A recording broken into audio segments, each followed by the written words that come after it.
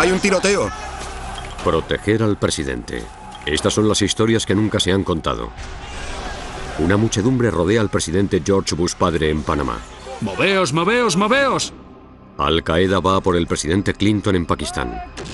Y un lobo solitario intenta atacar al presidente George Walter Bush en la antigua Unión Soviética. Le han lanzado una granada de mano al presidente de los Estados Unidos. Ahora, por primera vez, agentes especiales revelan sucesos que supusieron una gran amenaza. Así que sí, el corazón me iba a mil. Estamos hablando de la persona más importante y poderosa del mundo. No había margen de error. Todo agente del servicio secreto está listo para hacer los sacrificios que sean necesarios. Preferiría estar muerto a que me tacharan de cobarde. Por tu país debes intentar permanecer con vida. Los archivos del servicio secreto. Proteger al presidente. 25 de julio de 1999. Misión Funeral Real en Marruecos. Era viernes. Hacía un día soleado precioso. Yo era el jefe de turno y nuestra misión era volar con el presidente Clinton en el Air Force One hasta Cincinnati para un evento benéfico. Un viaje rutinario. Pero entonces el servicio secreto recibió una noticia. El rey de Marruecos había muerto y el presidente Clinton debía asistir a su funeral. Eso es lo interesante del servicio secreto. Estás ahí, crees que vas a Cincinnati y acabas volando 4.800 kilómetros hasta otro país para asistir a un funeral. Y todo de forma improvisada. No te da tiempo a parpadear. ¿A dónde quieren que vaya? Pues en marcha. El agente especial Robert Rodríguez estaba a punto de enfrentarse a la misión más peligrosa y difícil de toda su carrera. Probablemente fuera lo más arriesgado que me ha ocurrido en el servicio secreto.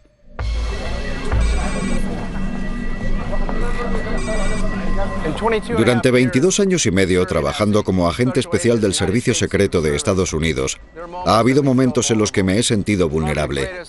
Probablemente cuando me sentí así fue trabajando para el presidente Clinton en el funeral del rey Hassan. No se trataba de un funeral normal. Aparecieron 60 jefes de Estado en el funeral.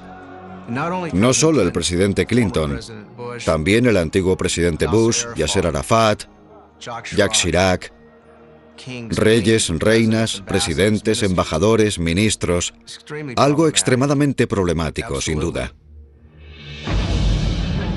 Docenas de líderes mundiales recorriendo un cortejo de 3,2 kilómetros entre una enorme multitud. El personal de seguridad estaba abrumado. Cualquiera de ellos podría llevar armas o explosivos. Para el agente Rodríguez, garantizar la seguridad del presidente Clinton era una misión prácticamente imposible.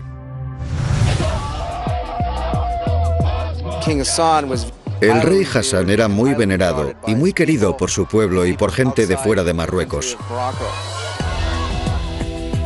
La gente lloraba, la gente tenía miedo. Nadie olvidará aquel día en Marruecos. Estábamos sorprendidos y tristes. El rey Hassan era como nuestro padre. Unos lloraban y otros se desmayaban. Algunos hasta tuvieron que trasladarlos al hospital. Cuando abrieron las puertas del palacio, fue como abrirle paso a un mar de gente.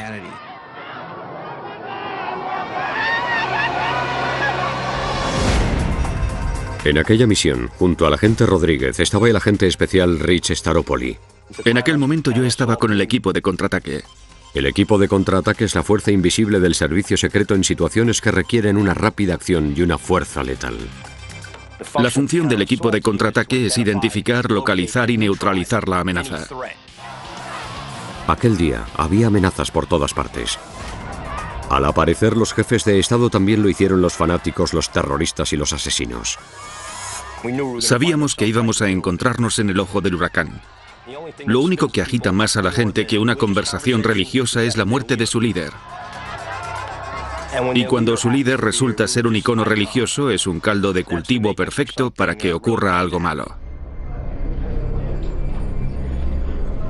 Rodríguez y sus agentes del servicio secreto asumieron el riesgo y decidieron que el presidente solo caminaría durante una parte del cortejo fúnebre. Pero el presidente tenía otros planes. El presidente Clinton quería mostrar sus respetos y admiración al rey, así que dimos aquel paseo de 3,2 kilómetros.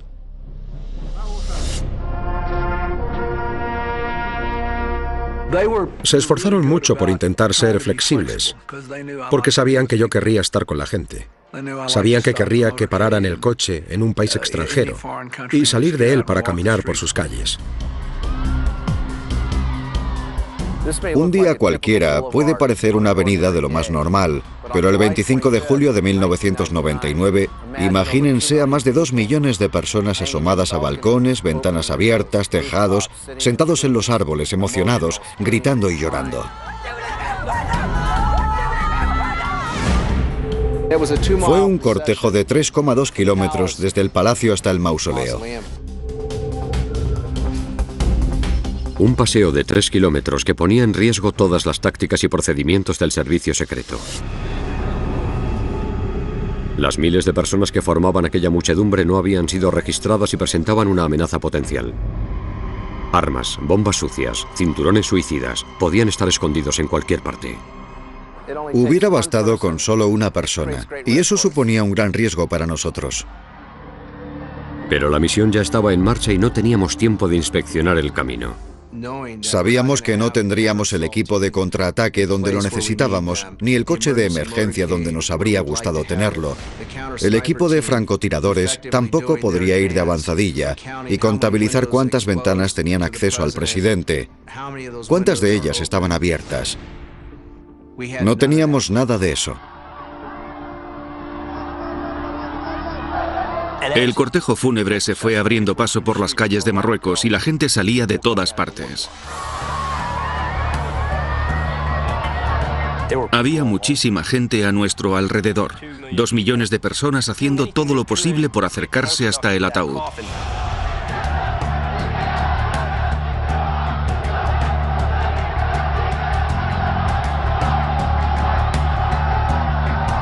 Pero no eran capaces de dejar de pensar en el peligro más evidente. La gente estaba muy emocionada, había millones de personas y todos querían tocar el ataúd. Podría ocurrir cualquier desgracia.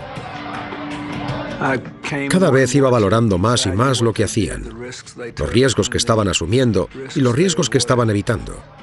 Así que, si no hubieran estado ahí, hubiera sido más difícil y más arriesgado hacer el trabajo.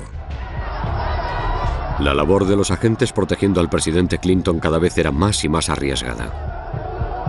No había nada capaz de contener a esa gente. Tenían la libertad de deambular y abarrotar las calles a sus anchas. Y eso fue exactamente lo que hicieron. Y en mitad de aquello estaba el presidente de los Estados Unidos y uno de los antiguos presidentes de Estados Unidos. Y ninguno de ellos era muy querido en aquella región. El jefe de turno, el agente Rodríguez, cubrió varias posiciones para hacer frente a posibles atacantes.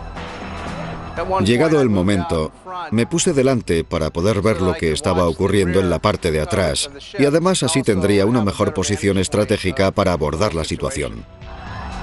Mientras, el agente Staropoli intentaba seguir con su tarea. El equipo de contraataque viajaba en un coche dentro del convoy. Ahora teníamos que tomar una decisión importante, quedarnos dentro del coche y pasar por encima de toda esa gente para llegar a su destino, o bajarnos del coche, abandonarlo e ir caminando. Y esa fue la decisión que tomamos. Dejamos al conductor dentro del vehículo, dividimos el equipo y continuamos escoltando al presidente a pie. De repente comenzaron a pasar por encima de las barricadas. Aquello nos preocupó bastante.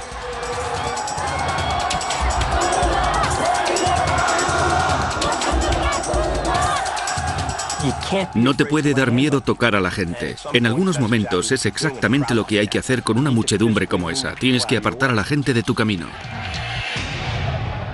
Yo pensaba, ¿dónde ponemos al presidente? Y el único lugar viable que encontré para esconderlo y refugiarlo fue debajo del ataúd. Ahí fue cuando empezamos a desesperarnos. ¿Íbamos a meter al presidente de los Estados Unidos debajo de un ataúd? La situación era abrumadora. Había que detener la marcha. No era ninguna broma. Y ciertamente cuando estás rodeado de 2 millones de personas envueltas en una locura religiosa, La situación solo puede ir a peor.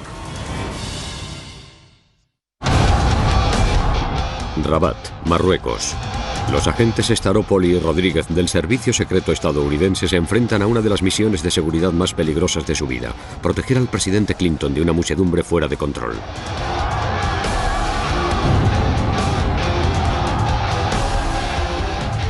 En Marruecos fue como si estuviéramos atravesando el motín de una cárcel, sin saber qué era lo que iba a pasar.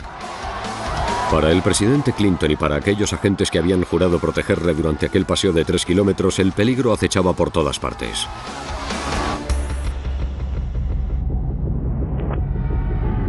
Francotiradores en los tejados. Terroristas con una bomba. Cuando te enfrentas a algo desconocido, tienes que concentrarte en lo que estás haciendo, saber quién está a tu alrededor y tomar decisiones inmediatas sobre si una persona puede ser una amenaza o no.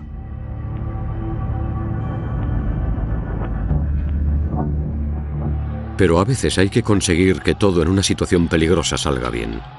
No es trabajo del servicio secreto decirle al presidente que no puede ir a un sitio, sino asegurarnos de que entre y salga de forma segura. La adaptabilidad es algo fundamental cuando hay 2 millones de personas sin registrar que se acercan al presidente. Y aún quedaban 800 metros para llegar al mausoleo. Los agentes Staropoli y Rodríguez le hacían frente al calor y al agotamiento. Íbamos de negro, incluso con botas negras y cinturones de carga. Así que el peso total de cada miembro del equipo era de aproximadamente 23 kilos extra. Era muy difícil lidiar con algo así. Los agentes estaban bajo una gran presión, pero no podían olvidarse de una cosa. En todas las misiones en las que he estado, nunca he conocido a un agente que dudara si interceptar o no una bala dirigida al presidente. Preferiría estar muerto a que me tacharan de cobarde.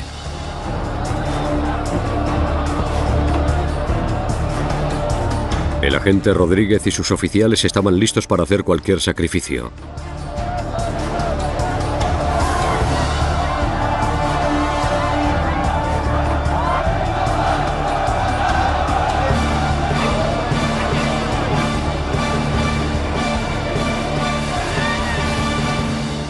Cuando por fin llegaron a su destino final.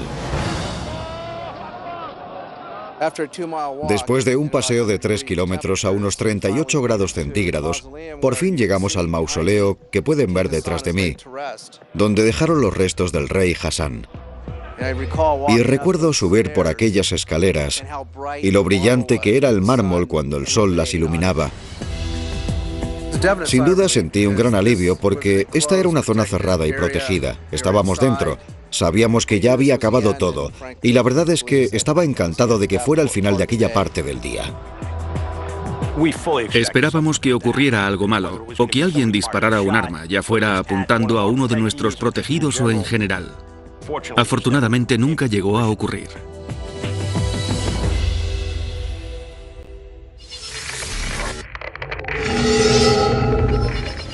12 de junio de 1992. Misión: discurso en la calle. Panamá. El presidente George Bush padre aterrizó en territorio inestable. En junio de 1992, el presidente estaba de gira por América del Sur. Y fue después de la revuelta panameña y del derrocamiento de Noriega. Una toma de poder hostil. Y se tomó la decisión de que el presidente Bush hiciera una parada ahí para conocer al nuevo presidente. El agente especial Funk estaba en Panamá con el equipo de contraataque o CAT perfectamente equipado y listo para actuar. El equipo CAT está ahí para proporcionar a los agentes un dispositivo y armas mejoradas que el personal habitual no tiene. Pero los servicios de inteligencia les advirtieron de un grave riesgo. Nos habían informado de que esta seguía siendo una zona muy inestable de Panamá, sobre todo la capital, y aún había un fuerte sentimiento de rechazo hacia todo lo estadounidense.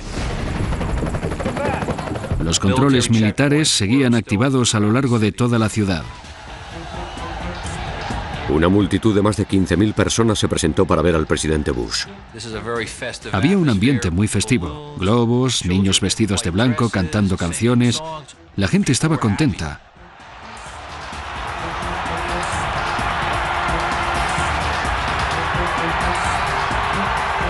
Pero a 180 metros un pequeño grupo se iba alterando.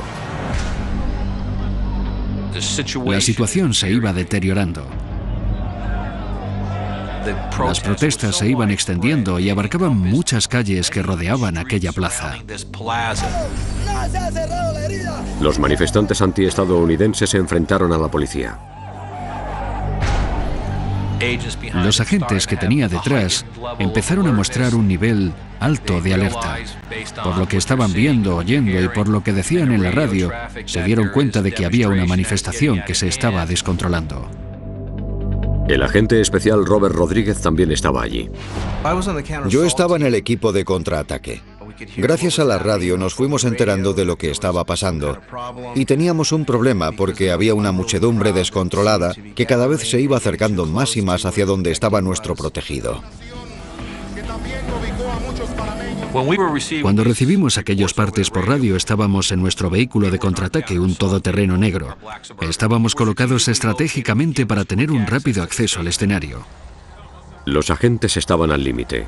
La hostil muchedumbre estaba entrando en el parque. Miles de personas. Todo aquello empezó a descontrolarse.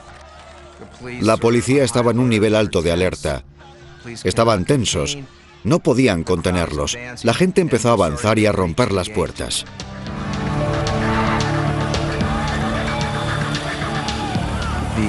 Tiraron gases lacrimógenos.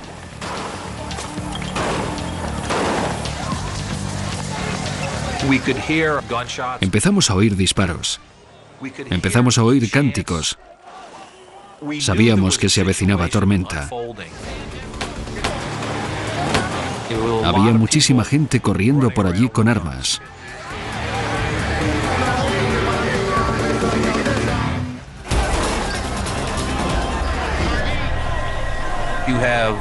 Había tipos peligrosos con pañuelos, como bandidos del oeste, y con armas.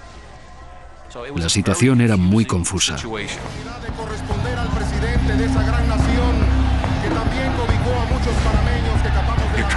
Solo intentábamos mitigar los riesgos. Había una multitud descontrolada y se oían disparos. Era lo único que necesitábamos saber. El bienestar del presidente era mucho más importante que la pompa y solemnidad. A medida que la situación fue empeorando, el agente Funk se preparó para un baño de sangre. Nos informaron de que habían disparado a gente. Era una situación crítica y el servicio secreto tenía que entrar en acción. Grandes riesgos que requerían grandes armas. Nos desplegamos y nos subimos al escenario mientras el motín se iba desencadenando. Y fue solo cuestión de tiempo antes de que aquel motín arrollara la zona en la que estábamos. Mientras la policía panameña lanzaba gases lacrimógenos, el equipo de contraataque entraba en acción.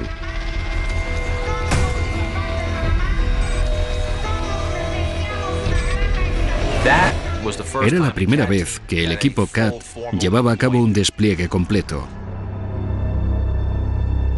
El presidente empezaba a notar los efectos del gas lacrimógeno, pero haciendo honor a su reputación, el presidente Bush se negó a abandonar el escenario. El presidente quería dar su discurso, pero el servicio secreto tenía otra idea. Gases lacrimógenos, una multitud descontrolada y tiros. No era una decisión muy difícil. Era hora de marcharse. Necesitábamos menos de un segundo para tomar la decisión de que íbamos a cubrirle y evacuarle. Cubrir y evacuar, la táctica de protección que mejor representa al servicio secreto. El protocolo del servicio secreto consiste en cubrir los 360 grados, arriba, abajo y alrededor, y evacuar al presidente y sacarlo de ahí sano y salvo. El agente Funk ve ahora el vídeo. Es la primera vez que veo este vídeo. Refleja gran parte del caos, el pánico y la confusión que estaba teniendo lugar allí. Los agentes actuaron tal y como les habían entrenado. Cubrieron al presidente Bush mientras el agente Funk y el equipo CAT creaban un escudo entre el presidente y el peligro. Empezamos a cargar nuestras armas. Yo estaba al frente, ese soy yo. Estaba colocado de rodillas en una posición en la que, en caso de tiroteo, hubiera tenido una plataforma de disparo muy estable. Próximo paso, evacuar. La huida fue de lo más angustiosa.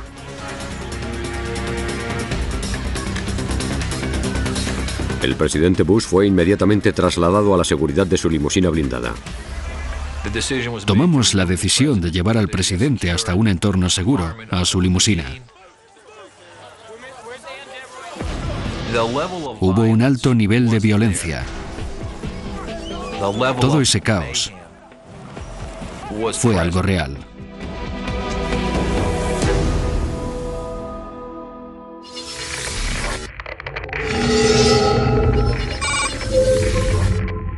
...25 de marzo de 2000... Misión Discurso televisado, Pakistán. El presidente Clinton se dirige a una zona de guerra. Su objetivo... instar al gobierno de Pakistán a restablecer la democracia tras un golpe militar. Habíamos decidido ir tras Bin Laden, Al-Qaeda y el resto. Desde que tomé aquella decisión supe que siempre que estuviera en otro país donde pudiera haber terrorismo, correría un grave peligro. El peligro no podría haber sido mayor en aquel momento. Pakistán era territorio de Al-Qaeda y Bill Clinton era su objetivo principal. Sin duda, el viaje a Pakistán puso a prueba los recursos del servicio secreto. Volví a haber problemas en aquella región. Osama Bin Laden pedía la muerte de Estados Unidos. Las noticias más perturbadoras llegaron de la CIA. Las agencias de inteligencia tenían información sobre las intenciones de Bin Laden de intentar asesinar al presidente Clinton. No era un buen momento. El agente especial Rich Staropoli estaba en Pakistán en aquel momento. Yo estaba con el equipo de contraataque cuando mantuvimos una conversación en la que discutimos abiertamente que nuestra recomendación era no hacer ese viaje. Y creo que la respuesta fue: bueno, es vuestro trabajo, aseguraos de que no ocurre nada. Así que, ¿qué contestas a eso? Aun sabiendo que era un error, fuimos a Pakistán. La comunidad de Al-Qaeda, los talibanes, seguro que no querían ver las estrellas y barras pintadas en el Air Force One. No era un lugar en el que quisiéramos entrar.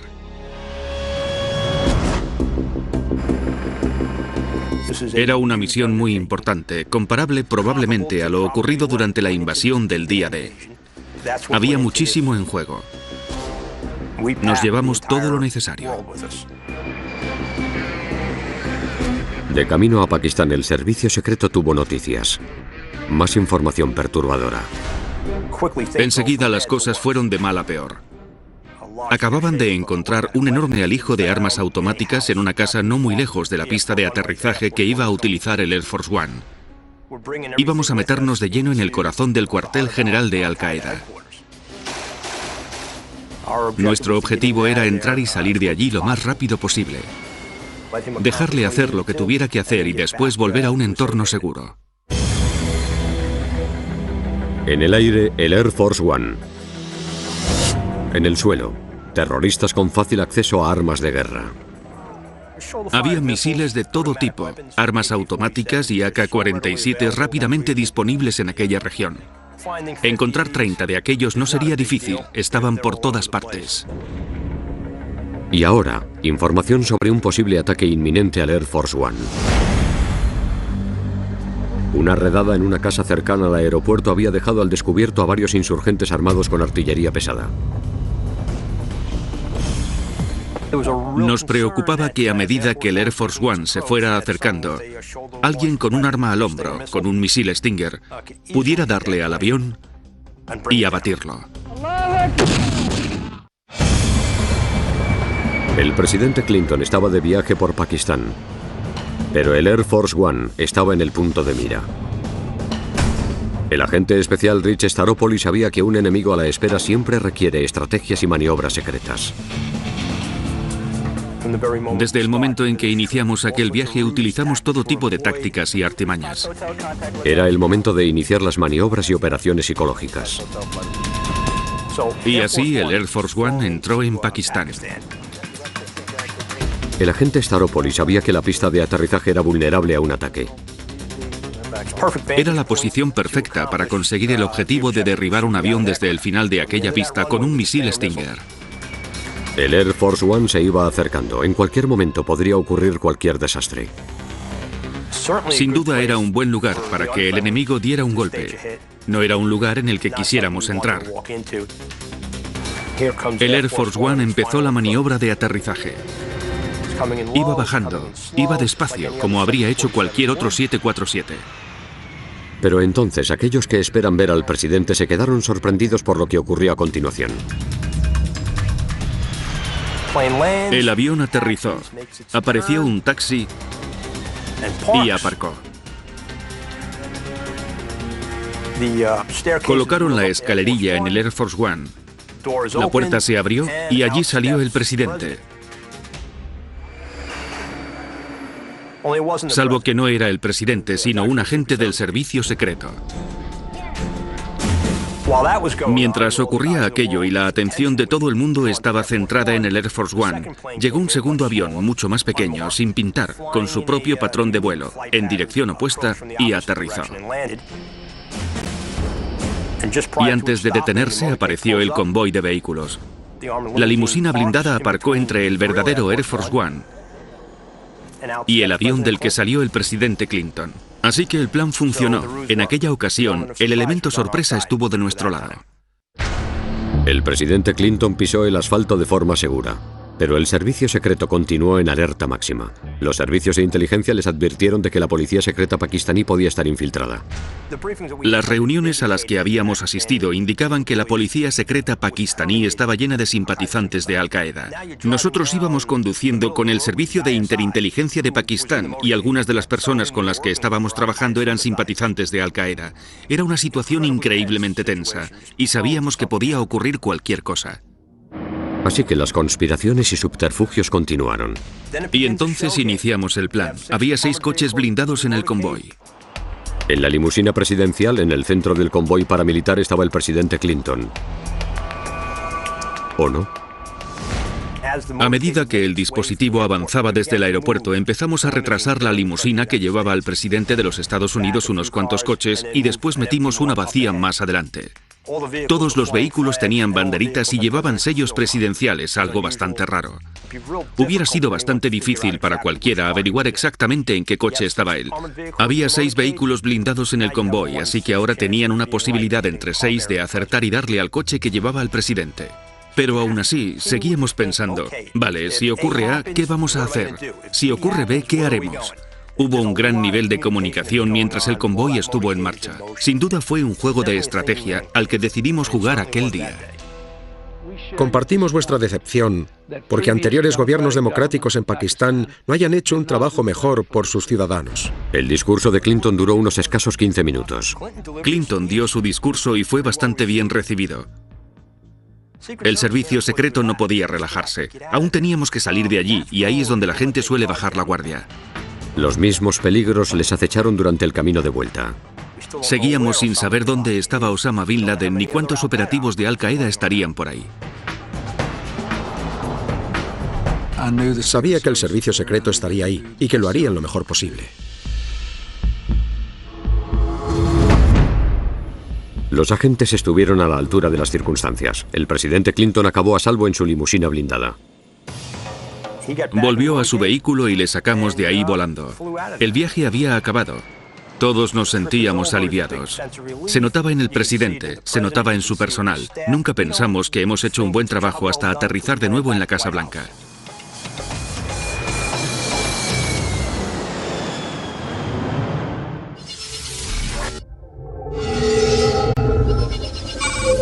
...10 de mayo de 2005. Misión, discurso en la calle. Tbilisi, Georgia.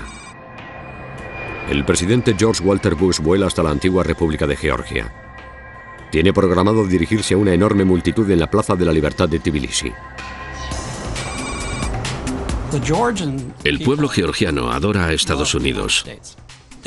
Están muy agradecidos porque les ayudaron a acelerar la caída de la Unión Soviética y, por tanto, su libertad. Así que querían mostrarle su agradecimiento al presidente Bush. El agente especial Tom Fuentes era el jefe de operaciones internacionales del FBI. El servicio secreto es responsable de la protección del presidente, pero si el presidente de Estados Unidos sufre un ataque, el FBI es el responsable de conducir la investigación. El agente Fuentes estaba en el mismo lugar en el que el presidente Bush tuvo un escalofriante encontronazo con la muerte. El 10 de mayo de 2005 tuvo lugar un suceso que podría haber cambiado la historia mundial y concretamente la historia estadounidense. El agente especial Brian Parman era un agente del FBI destinado en Tbilisi. Mi trabajo consistía en trabajar en coordinación con el Ministerio del Interior georgiano para investigar delitos. Aquel día, el agente Parman estaba a punto de enfrentarse al suceso más peligroso de toda su carrera. El día del discurso en la Plaza de la Libertad, las colas empezaron a formarse a las 7 de la mañana. Y, obviamente, el servicio secreto había colocado magnetómetros para registrar a la gente. Los magnetómetros o detectores de metales son la primera línea de defensa del servicio secreto ante cualquier evento presidencial. Y este iba creciendo por momentos. A las 10 de la mañana, era evidente que había mucha más gente de la que se había previsto. Es decir, con toda sinceridad, su popularidad era increíble. Hasta le habían puesto su nombre a la autopista que iba hasta el aeropuerto principal. Así que cada vez había más gente. Y la multitud iba creciendo por momentos. Y lo que se había estimado en 10.000 personas, rápidamente creció hasta las 25 o 50.000. Algunos calcularon que había hasta 100.000 personas. Empezaron a colapsar los controles de seguridad. Y empujaban tanto contra los magnetómetros que la gente empezó a aplastarse y a resultar herida. Las autoridades georgianas cerraron las máquinas y dejaron entrar a todo el mundo en la plaza sin registrarles. Para el servicio secreto fue una pesadilla en cuanto a la seguridad. El servicio secreto, sabiendo que George Bush hablaría a las 13:30 de la tarde, le advirtió de lo peligroso que sería aparecer en mitad de la plaza para dar un discurso delante de decenas de miles de personas que no habían sido registradas. Pero el presidente estaba decidido. No podía marcharse. Tenía que dirigirse a la gente de Georgia. A pesar del peligro, no pensaba abandonar la zona del escenario. Iba a hablar y así lo hizo. Aquella multitud era oficialmente una amenaza. Con los detectores de metal fuera de juego, cualquiera de esas personas podía llevar un arma peligrosa. Había una gran multitud sin registrar. Lo mejor que podíamos hacer era intentar desplazar a la gente hacia atrás y confiar en el cristal a prueba de balas del escenario. Pero cerca había un hombre con intención de asesinarle. Me vestí como solía vestirme siempre y fui directamente hacia la Plaza de la Libertad. Estaba confuso.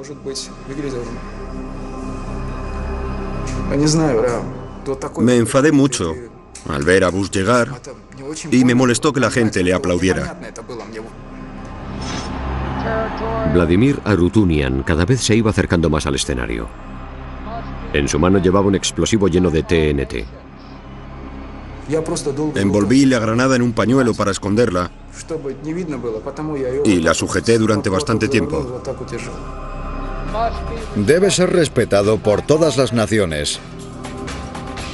Y entonces la lancé como una piedra. Bajo la dura mirada de Lenin, miles de georgianos rezaron. El presidente Bush se estaba dirigiendo a una emocionada multitud en Tbilisi, Georgia. Pero no sabía que un hombre estaba decidido a matarle.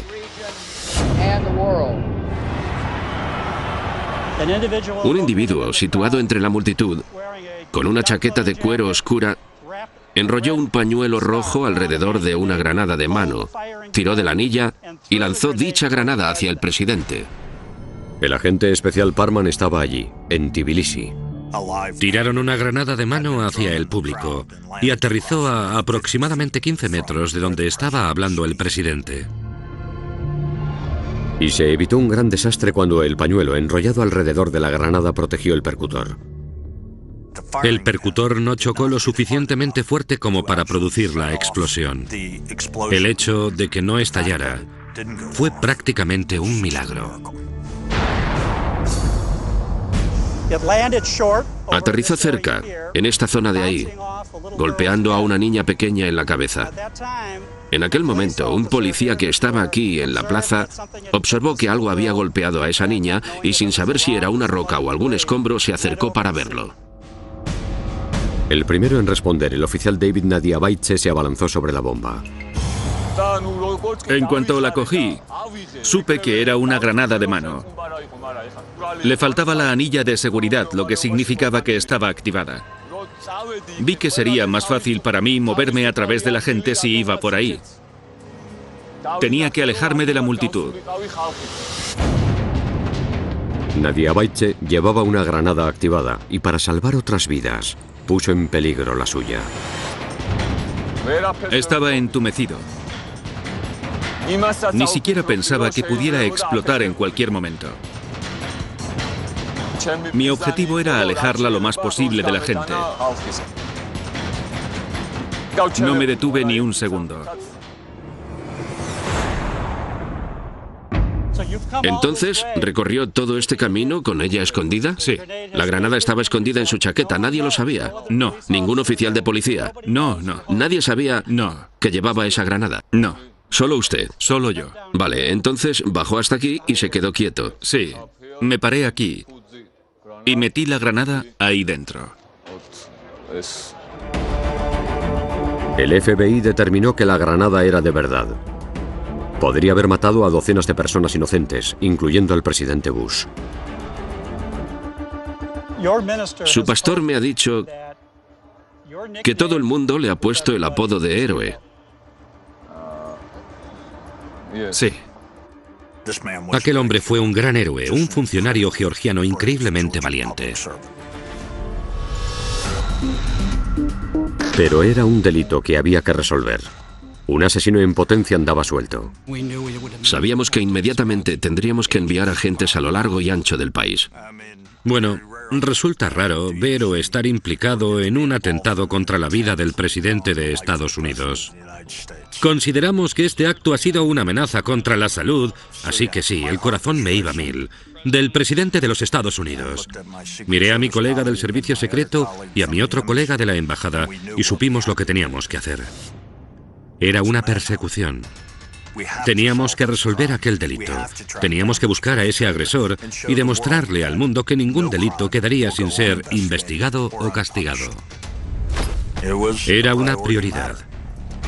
Habían intentado atentar contra la vida del presidente de los Estados Unidos, así que el FBI iba a identificar al individuo y a resolver aquel delito. No podía quedar impune y le perseguiríamos hasta capturarle y hacer justicia. Así nos ganábamos la vida. En las oficinas centrales del FBI en Washington, D.C., cada vez había más tensión. Alguien había intentado matar al presidente Bush en Tbilisi, Georgia. El posible asesino estaba armado y era peligroso. Era un fugitivo y el ataque podría formar parte de un complot más grande. ¿Podía formar parte de un acto de la yihad contra Estados Unidos? ¿Habría más gente implicada? ¿Sería una operación de Al-Qaeda? Cuando me informaron de lo que había pasado, nos pusimos en marcha para encontrar al sospechoso o sospechosos. Lo que teníamos era la granada de mano, un pañuelo y nada más. Había pocas pruebas. El FBI tenía que llevar esta investigación al siguiente nivel. En primer lugar, pensamos que sería importante dar una rueda de prensa. Lanzaron una granada de mano hacia el escenario principal. Teníamos que informar al mundo de lo que había pasado. Era algo real y necesitábamos su ayuda para resolver aquello. Por la gente de Georgia que acudió al evento. Eso plantó la semilla ahí fuera. Entonces, apareció una mujer, afirmando que había visto algo sospechoso en el evento. Una persona entre la multitud llevaba una pesada chaqueta de cuero. Hacía más de 32 grados. Estaba sudando mucho y maldecía en georgiano. Entonces, ella mencionó que se estaba secando el cuello y la cara con un pañuelo de tela. Y eso nos alertó, porque podía ser una pista a investigar que había que seguir. La testigo les dio una descripción completa de memoria. Y el FBI buscó entre las fotos del evento tratando de encontrar alguna coincidencia, pero no descubrieron nada. Por desgracia, no nos permitió identificar al individuo. Sentimos frustración. Y sabíamos que estábamos perdiendo el tiempo. El reloj seguía avanzando. Ya habían pasado 2 meses desde el ataque al presidente Bush y aún seguían buscando al fugitivo. Los cuerpos de seguridad de Estados Unidos estaban alerta. Montamos un gran dispositivo para seguir a aquel individuo. El FBI publicó una foto del sospechoso y aquello incrementó las apuestas. Ofrecimos una recompensa de $100.000, que en Georgia, en aquella época, era una gran cantidad de dinero. Y poco tiempo después, un individuo nos llamó y dijo: creo que es mi vecino, y nos dio su nombre y dirección. El nombre, Vladimir Arutunian. La dirección, un barrio local de viviendas protegidas. La policía georgiana organizó una visita al apartamento del sospechoso. Se cruzaron con él en las escaleras. Pero no reconocieron a su hombre. Aquel individuo tenía el pelo más largo y barba, y no se parecía en nada al individuo al que estábamos buscando. Aquellos policías se encontraron con una sorpresa bastante desagradable. Llevaba una AK-47 y empezó a disparar contra los oficiales.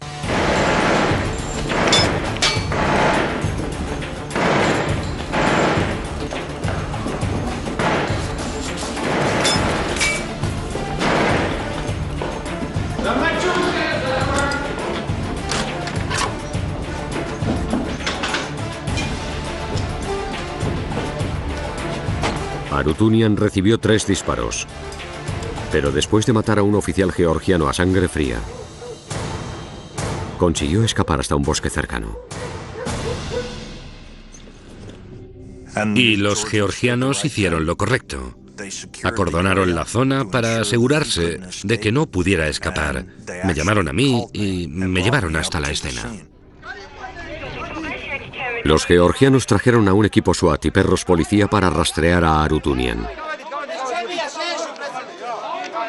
Y fuimos capaces de atrapar y detener a Vladimir Arutunian en un lugar cercano a su apartamento. Confesó haber cometido el delito. Vladimir Arutunian acabó en prisión. Ninguna cámara le había entrevistado aquí. Hasta ahora.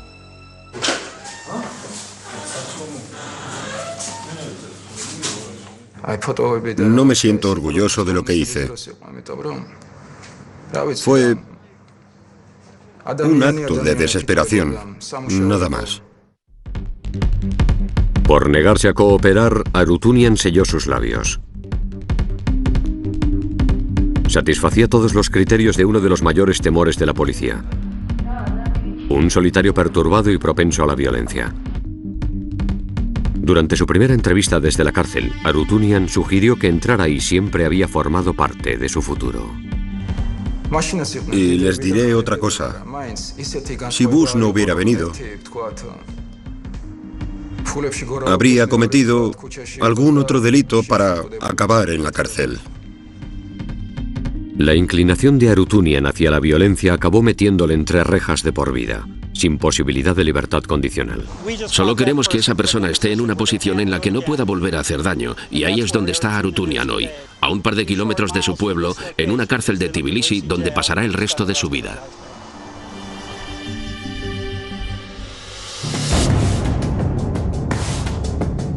Aquel caso fue resuelto, pero el trabajo de proteger al presidente es más peligroso cada año. Tenemos que estar al 100% de nuestra capacidad todo el tiempo. No hay margen de error. Los agentes presidenciales trabajan contra reloj para evitar el próximo gran ataque. Y eso requiere colaboraciones entre agencias. Le daremos la vuelta a cada piedra.